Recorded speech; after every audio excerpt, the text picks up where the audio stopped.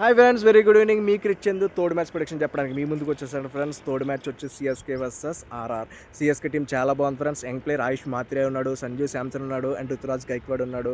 And bowling వచ్చి mat హెన్రీని and Spencer Johnson తీసుకున్నాడు. అలాగే ఖలీల్ అహ్మద్ ఉన్నాడు. ఓకే, సిఎస్కే టీం పర్వాలేదు. అండ్ ఆర్ఆర్ టీం వస్తే ఆర్ఆర్ టీం కూడా చాలా బాగుంది ఫ్రెండ్స్. 2 బిగ్ ఓపెనర్స్ ఉన్నారు, ఎస్ఎస్వి జైస్వాల్ అండ్ వైభవ్ సూర్యవంశీ. తర్వాత మనకి షిమ్రాన్ హెట్మేర్ ఉన్నాడు, చాలా మంచి ప్లేయర్, ఎందుకంటే చాలా మ్యాచ్ విన్నింగ్ ప్లేయర్, సింగిల్ హ్యాండెడ్గా మ్యాచ్ విన్నింగ్ ప్లేయర్. తర్వాత ఫెరెరాని కూడా తీసుకున్నారు, సౌత్ ఆఫ్రికా ఫెరెరా అని, చాలా మంచి ప్లేయర్. ఫెరెరా చాలా బాగా హిట్టింగ్ చేస్తాడు.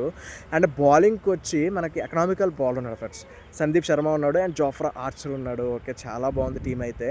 తర్వాత ఇది గౌహతిలో జరగబోతుంది ఫ్రెండ్స్. గౌహతిలో 3 out of 5 ఫస్ట్ ఇన్నింగ్స్ నెగ్గాయి. So toss winning captain first batting తీసుకునే అవకాశాలు ఎక్కువ ఉన్నాయి, ఛాన్సెస్ ఎక్కువ ఉన్నాయి. సో మ్యాచ్ అయితే 100% బ్లాక్ బస్టర్ మ్యాచ్ ఫ్రెండ్స్ ఇది కూడా. అండ్ నాకు తెలిసి ఆర్ఆర్ నెగ్గుతుందని నేను అనుకుంటున్నాను నా ప్రెడిక్షన్ ప్రకారం.